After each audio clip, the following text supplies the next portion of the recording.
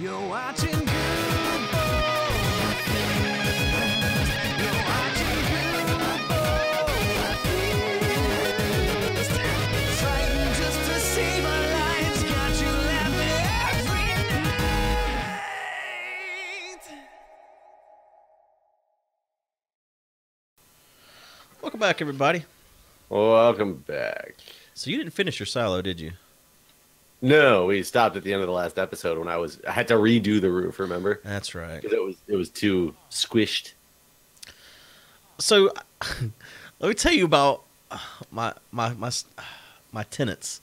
So you know, I inherited the two houses that were my aunt and uncle's. Me and my cousins inherited them together or whatever. I've told you about that, right? Right. I didn't realize they had tenants though. Yeah. So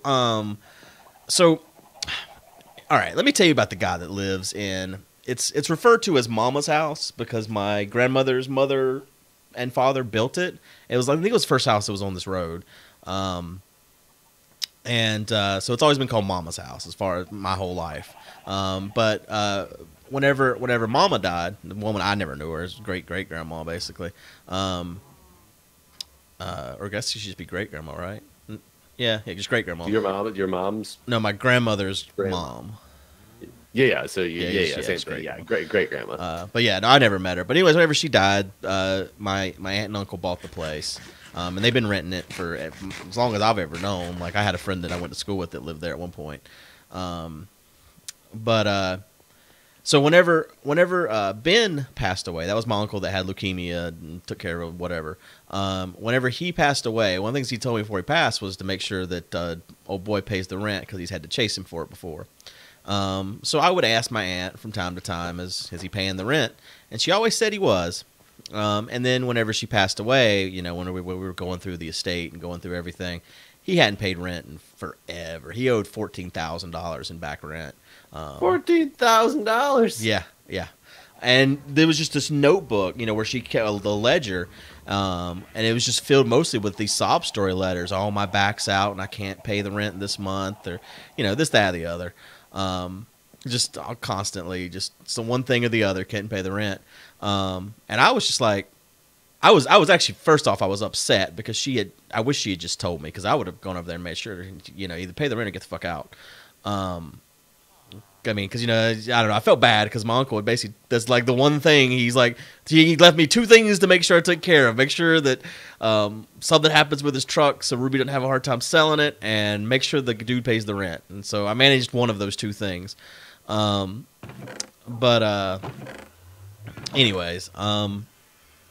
so whenever we found all this out, I was like, well, let's just get rid of him, evict immediately.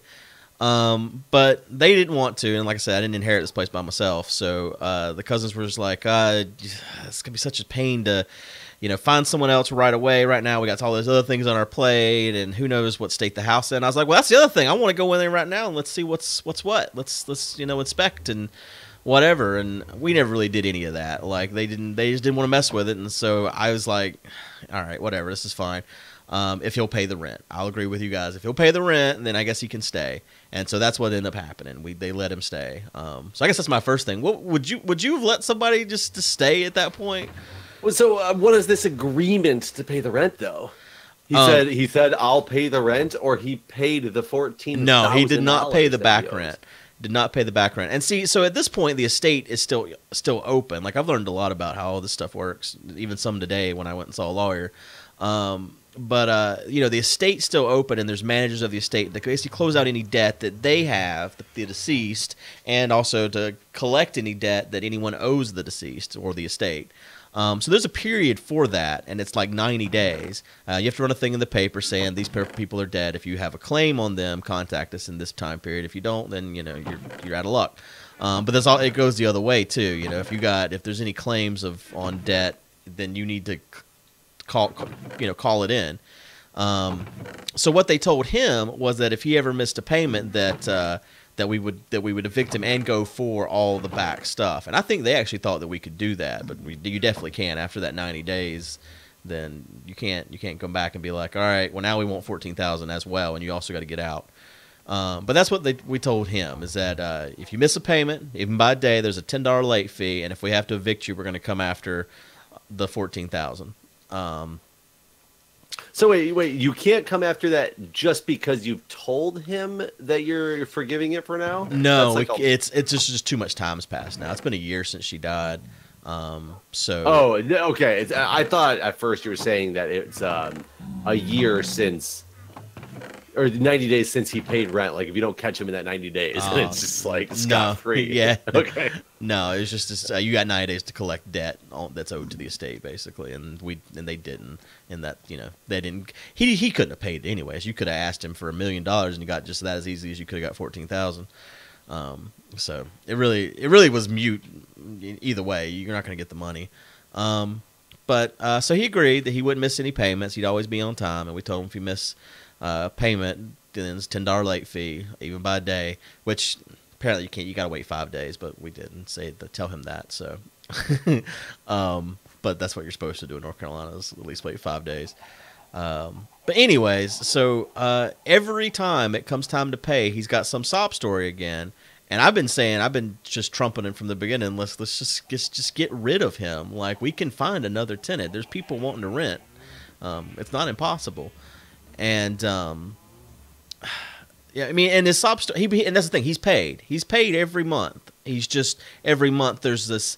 He'll come to pay and he'll be like, one time the roof had trouble, and I'm the one that filled out all the insurance paperwork. And then after it got fixed, it ended up costing less than what the insurance claim was. So I feel like since I did all the paperwork, I'm the one that should have got that extra money. And it's like, what the fuck are you even talking about right now? And like one time he came back because my aunt or my cousin is the one. She's my mom's age, just to make sure it's clear how old these people are and stuff. I guess it really matters. But my cousin, who's literally the same age as my mom, she's the manager of all this, so she takes care of everything, and she takes 10% off the top as her management fee, which to me seems fair because I ain't got to worry with none of this. So good to go. That said, I've spent the last 2 days dealing with all of this, so. So where's your management? Right, yeah, no, I probably should ask. So we gonna split the management this month.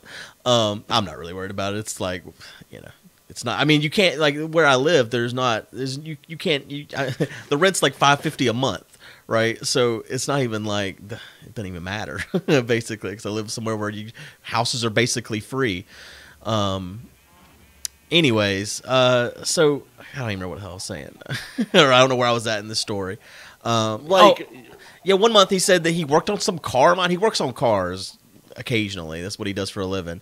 And he claimed he worked on some car mine. This is like complete fabrication. I didn't hear about it till a month had passed, so I didn't even confront him about it. But and I never paid him apparently, and he should get a discount on his rent for the money I owe him. And I was like, what the fuck is this guy talking about? So I guess it's interesting because when dealing with tenants.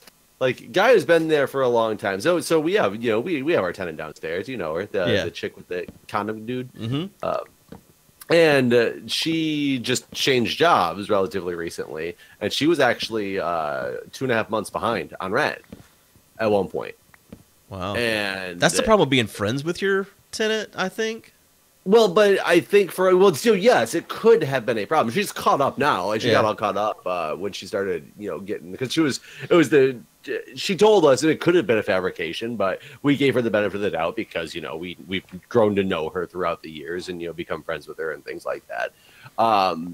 But she had a rapport with us that we knew she was good for the money, right? Up until she wasn't those times. But that's that shit can happen, and that's why we were able to say, okay, this is we can deal with this, try to work this out, see if anything happens. Or see if we have to, do anything further, later on. But you had completely the opposite with this person. Right. No, I mean, there was no reason for him to stay, in my opinion. I think everyone sees the hindsight of it all now. They're like, yeah, we should have evicted him. Why didn't we evict him? And I'm like, yeah, why didn't we evict him? Because I haven't even told you what's happened yet. Like, I haven't even gotten to the actual story. I've just told you the backstory of dude. Oh, okay. Go on. I know. I'm just sitting here rambling for that's 9 minutes of me talking. And I ain't even got to the story yet. Um, so the other day, I wasn't around when any of this went down, so I didn't find out about it until it actually was over. He was late on his rent. It was on Easter, and so rent was due on Easter because it's the first. And he called and basically said, "I'm spending time with my family. I'm not going to come by today. I'll pay you another day." And I probably would have let him slide on this. This is probably the one time I would have showed a little bit of sympathy. I'm gonna be honest, but again, I'm not the manager, so I'm not in charge of any of this. So my cousin took care of it all, and she's like, "All right, well, you just pay that late fee tomorrow then." And so that's what happened. He comes by on the second to pay, and she's like, "Oh, you forgot the late fee." And he got real upset. And now she's all on board with getting him the hell out, and she's doing it like basically any way she can. Well, no, that wasn't what her thought was, but it's just this is how it all unraveled. And he went into his car, got the late fee, and threw it on the floor in her carport and left. And so a day later, he ran over the septic tank at the house and busted the lid on the septic tank. And he told her about it, so she called someone and had a septic tank company come out and fix the lid on the septic tank. And when they did, there was a hole in the ground, basically, and they needed to cover it up until they come back and fill in the hole. And there was this old board leaning against a wood shed back there, and so they used that to cover up the hole for the time being. So he calls Kathy and's like, "Someone's moved my board." And someone's moved my board. Who moves my board? Yes, who moves the board? Who touched my board? So she went over there to move the board back to where it was before. And I saw this board today. It's fucking just a piece of plywood that's literally falling apart. Anyways, I don't know. It just sits there against the shed. It's not holding anything up. It's not doing anything but rotten. It's his board. It's his board. There you. And so she went over there with her dad, and they put his board back, and then but her dad brought a bunch of lumber over to cover this hole over for a period of time. And while they were there, they saw just what a mess he's got in the backyard. We've seen there's like 4 cars, because like I said, he works on cars sometimes, but there's like 4 cars that have been there, broke down for a while. They're not plated or insured or any of that. And then she saw a bunch of pans of oil where he changed oil back there and just left the pans on the ground with oil in them and stuff. And so she took pictures of all that and wrote up a thing that said, there's a mess behind the house that's unacceptable, and you got 30 days to get it all cleaned up. Any cars that are uninsured and whatnot need to be, dealt with, hauled away, whatever. And she went over to the house to give it to him, but he wasn't there. And so she went up to the store down the road, and he happened to be sitting out there in the parking lot. So she's like, "Okay, I'll just give it to him here." So she gets out of the car to give it to him, and she hands it to him, and then she gets back in her car. And at that point, he gets out of his car and just loses his shit. Like, "You fucking bitch! How fucking dare you!" And her son lives next door in the other house. We're renting him the place next door, basically. He's like, "Your fucking son doesn't mow his grass, and I'll see you in hell," and just wouldn't let her leave or anything. She ended up finally getting out of her car and going into the store and being like, "You probably have to call somebody because this man has lost his mind." And finally, he let her leave. And so she went home and just wrote up an eviction notice and went and taped on his door, which technically she didn't consult any of us about any of this. So, but I'd have been on board either way. This is not a big deal to me, but she just decided on her own it's eviction time. So she went and put the eviction notice on the door. And he told her then that if she steps foot on the property, you'll be sorry next time you step foot on my property, is what he told her. You'll be sorry. Yeah. Which, the magistrate or whatever was like, "Well, that's not a specific thing. He could just be baking you a cake and you'll be sorry about it." He could just be baking you a cake. Yeah. You could slip and fall. Yeah. Yeah. Unless someone, I guess, specifically says what they're going to do to you, it's not a threat. You're just going to be sad if you do it, basically. But don't make me sorry, yeah. sir. I won't be sorry. I won't be sorry. That's the last of all the things to be. That's the last one. So here's where the story gets stupid. her son and her husband. Oh, okay. Her son and her husband get involved at this point, and they're very bullheaded about this whole situation. Which, I mean, you know, if somebody talked to my mom like that or my wife like that, I'd be upset too. But so her husband goes looking him, and couldn't find him anywhere. And he told the lady at the store that if she sees him, to let him know he's looking for him. And no problem. Yeah. I mean, this is how fucking backwoods I live. This, like, you know, I'm putting up a wanted sign at the damn store, you know, basically. Here's the poster. If you see him, let him know. So he gets told at the store he's being looked for. And so he calls up the husband. And I guess the husband cusses him out. You know, don't talk to my wife like this, you fat piece of shit. He weighs like 400 pounds or something. And the renter guy's like, why don't you come over here and say that to my face? Because that's what people do, apparently. And so husband's like, all right, I will. And we live like 2 minutes down the road. So I think he thought, you know, all right, well, he's going to be here in 2 minutes. But they were in town eating dinner. And so they get there about 20 minutes later, and the police are sitting in the driveway. So I think probably what happened is he tells them to bring it on, you know, let's fight. And then he called the police, expecting the police to show up about the time that things were getting heated. But the police beat them there, so they didn't go in or anything like that.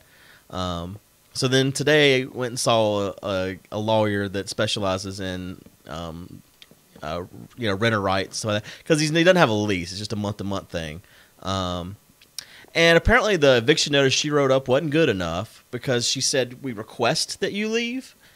Not you must leave. Not you have been evicted. Well, it did say your eviction is effective, and you've been given 30 days to vacate the premises, and we request that within 30 days, on or before these 30 days that you do so. But apparently, the word request is not a good word for this, because it's kind of like, you know, the way the lawyer put it. Choice. Yeah, the way the lawyer's like, well, if you request to give me, if I request you to give me a glass of water, I don't have to actually do it. I request that you will be sorry. Yeah. You're not symmetrical with your build of this. I know. Okay.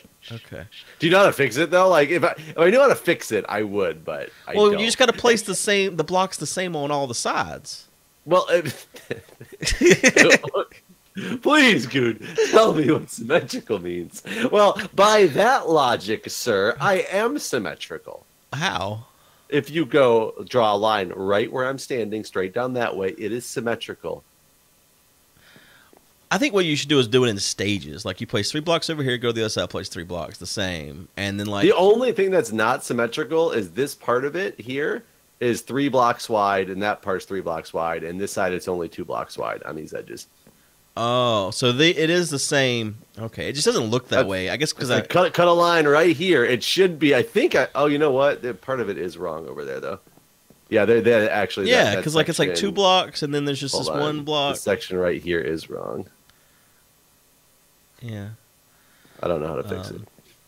So yeah, I spent an hour in a guy's office today learning all about how to evict someone and all the rights you have as a renter and all this. So the interesting thing is DC is the most renter friendly, like, obviously not a state because it's not a state, but district in the nation. Is it the only district? Are there other districts? I mean, I don't know what you call like the American Samoas and stuff. I don't think they call them districts, but they're, American territories or whatever. So I don't know if DC falls under that same like category, or does district give it some other connotation? Like, I honestly don't know the answer of why it's a district and what makes it a district versus a state versus an American, territory. That's the other thing I've never really questioned, but it's the District of Columbia. What does that mean? We're the district of Columbia. Of Columbia, yep. Where the fuck is Columbia? The Colombians. Right. That's another country, right? What? Wait, hold on. What is the District of Columbia? What does that mean? I don't know. It's the sea in DC. Yeah, but where is Columbia? In the Columbines? No, this is. I mean, for real though. What does that mean? It's like mind blown. I don't know what it means. I really don't. The District of I mean, Columbia. that's the thing. Because it feels like Columbia needs to be a place if that's the district of it. But there's no place nearby that's named Columbia.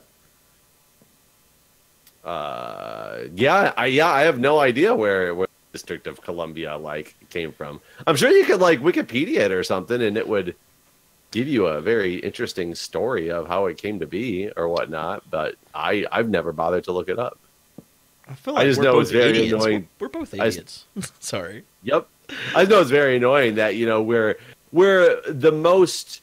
We're considered more state-like than most of the American territories for one reason or another. I don't know the answer to why that is, but it's really annoying because we are considered that, yet we still don't have congressmen, senators, representation. I mean, is it set up that way on purpose to prevent from what from I being understand, biased? yes, it was originally supposed to be set up in such a way that you were not supposed to have it was supposed to be where the people of the government worked. It was not supposed to be this big residential place that it's become, and they didn't want it to have influence as being, if people did live here, that just because it was the nation's capital didn't give you somehow. I cannot get this thing right. That it was not supposed to give you extra voting power and sway just because you happened to live in this area or something like that. That it was supposed to be strictly for governmental purposes. So when I Googled it, the TLDR Google answer that it shows you at the top of the page before you actually click on any links or anything, it says, on September 9th, 1791, the 3 commissioners overseeing the Capitol's construction named the city in honor of President Washington. The federal district was named Columbia, which was a poetic name for the United States commonly used at that time. Oh. So Weird. Apparently we referred to the United States, because there wasn't that many states in 1791 at that point. Apparently we referred to it as Columbia. Wait, why is this 2 and this? That's 3? what I was talking about. I was talking about that 3 and that 2. That's what I've been talking about this whole time. And you've been over here in this corner this whole time. After I said this 3 and this 2, you went to that corner over there and did a bunch of shit. Because this corner was wrong, but now this is symmetrical. Well, except for actually, it's not, because this goes 2 out here, and this one should go 2 out here. But even that, I don't know how that's going to end up fixing this part.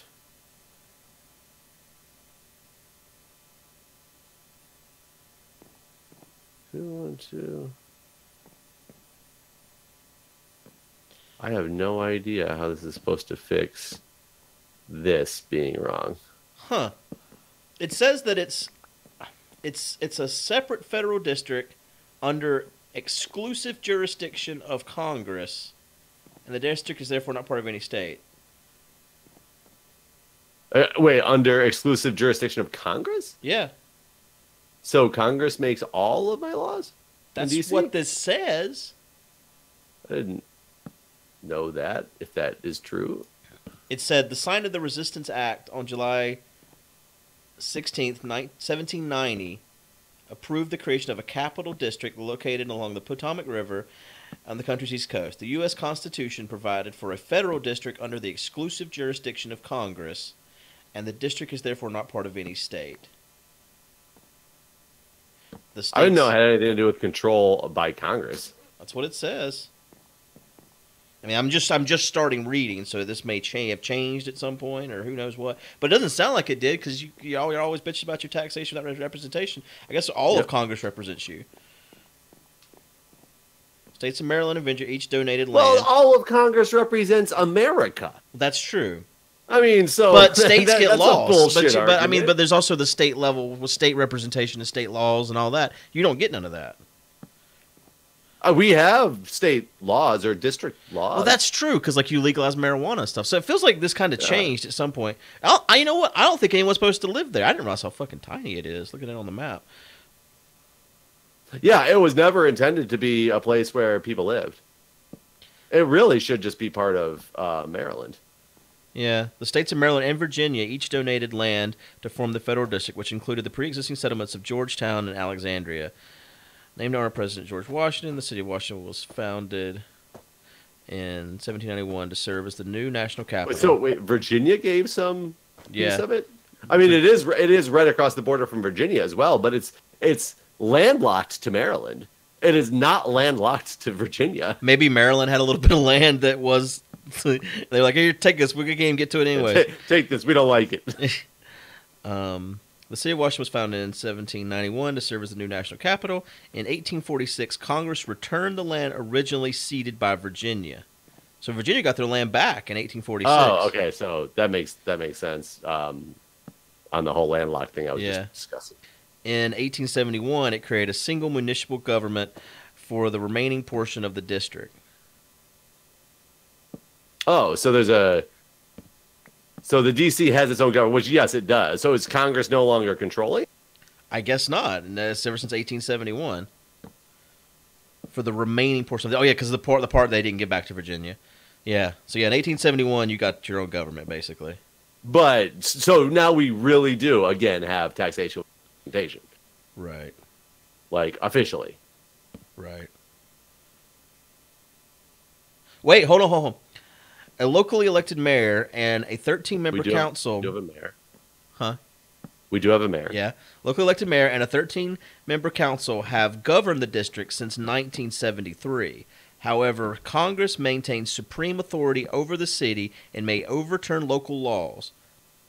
D.C. residents elect a non-voting, at-large congressional delegate to the House of Representatives, but the district has no representation in the Senate. The district receives 3 electoral votes in presidential elections. That's a lot for how tiny you are. Yeah, we do. Oh, I think isn't it population based? Oh, yeah, I guess that's true. Yeah, because your population was 700,000. When did that say that census was? As of 2017, you have 700,000 people living there. God damn, that's a lot of people in that little tiny little area. Hell yeah, it is. Permitted by the Today's 23rd history Amendment. lesson brought to you by. Yeah. Okay. All right. So now I understand why it's called the District of Columbia, because that's what we were referring to of basically America at the time was Columbia. Okay. So on to what this was actually about. Yeah. Right. Which was the DC renters laws. So DC renters laws are extremely renter friendly. Extremely renter friendly. And if you know the DC renters laws, you can get away with a lot of shit. When I first moved here, I unfortunately did not know DC's renters laws at all and ended up getting fucked over by people who I lived with. Such as, like, I literally had the first place that I got, a woman who we rented from, I stayed there for 3 years. She was really nice and everything. It was a $3,000 security deposit. You throwing eggs at me. It was a $3,000 security deposit. That's insane! $3,000 security deposit. $3,000 and some odd dollars a month in rent. So what? Yeah, it was a 3-bedroom. Oh shit, this is one over. A 3-bedroom, 1-bathroom house. That's so expensive. That's insane. Yep, but so when we moved in, it literally said, and this is what just baffled me. It said right in the lease, like she wrote it in there, to dump Drano down the drain about once a month because there was old pipes and they would get clogged up, and you would need to like do that just to maintain, it to continue working appropriately. Okay, no problem. We can do that. We understand there's old pipes, no big deal. So we did that appropriately, like we were supposed to. And 3 years later, when I moved out, she kept $2,500 of our $3,000 security deposit with you have to give you like this itemized reason of why they're keeping things. And one of them was that because the drains were continually being clogged. What? Yeah, it was like, she had to call in a plumber because the drains were clogging. And I didn't know any better than to even try to fight it. I just figured that, okay, that's the way that they fuck you over in DC when you move out of a place. I didn't know about the DC renters laws, but there's like so much stuff that you can, I can't even say get away with. There is stuff you could get away with, but there's a lot of things that are just very heavy in protecting of renters. So this guy that you're dealing with, it would have, even without paying rent, be very difficult to actually evict somebody who doesn't pay rent. Really? Yeah, it takes a very long time to evict somebody who doesn't pay rent. So, I mean, one of the things I found out in all this is, he told her not to come on his property anymore, and I was like, "What the fuck does he mean his property? It's our property. It's our property. Like, we own this. It's ours." But apparently, since he's a month-to-month renter and there's no written lease for the month-to-month renting, he could technically tell us to leave, and we're trespassing if we don't, even though we own it. Like, that doesn't seem right to me. I feel like if I own this, I own this. Like, you can't make me leave. Yeah, it definitely seems strange that somebody by renting somehow owns your property and you're no longer given rights to your property. But at the same time, I mean, would you ever rent a place if the landlord could just come in onto your property, the property you were renting, anytime they felt necessary? So you have zero privacy? There should have been a lease agreement. I mean, that's our own stupidity for not, because she rents other properties for her dad, and they all have lease agreements, and so we should have had him sign a lease agreement, that one even, immediately upon the death of my aunt. It's like, all right, there's new landowners, and this is the lease, and if you don't like it, then leave. But again, I don't think they wanted to deal with having to find, because it's me, her, and another cousin, and he doesn't live anywhere around here, but it's her brother. So, I mean, I'm kind of outnumbered on the decision making. We haven't had any arguments or anything like that. None of us want to sell it or anything like that. We just want to rent it and keep it in the family, and that's basically the plan forever. And we formed an LLC and put everything in that so that we're less liable and stuff. So, but yeah, I mean, I just at this point, I want to get him out and get a new tenant in with an actual lease. So that things like this can be enforced, because you can put it in the lease that we could inspect your property once a month if we'd like, with 24 hours notice and all those sort of things, if you so desire. Which I mean, I want in a future lease, but yeah, it was just kind of blew my mind that how do you serve an eviction notice? You can't put a notice on the house if he's telling you to leave, sort of thing. Watching you build this, you place a block, you break the block. You place the block, you break the block. Well, it's because these stupid stair blocks, when you place them down, they don't do the right wrap that I want them to do. Yeah, but they will once you place all of them. It'll adjust itself, won't it? No, they don't. They suck. Okay. God damn it. This is still not even right. Well, we've rambled for 31 minutes here on accident. I didn't even know. I didn't even realize.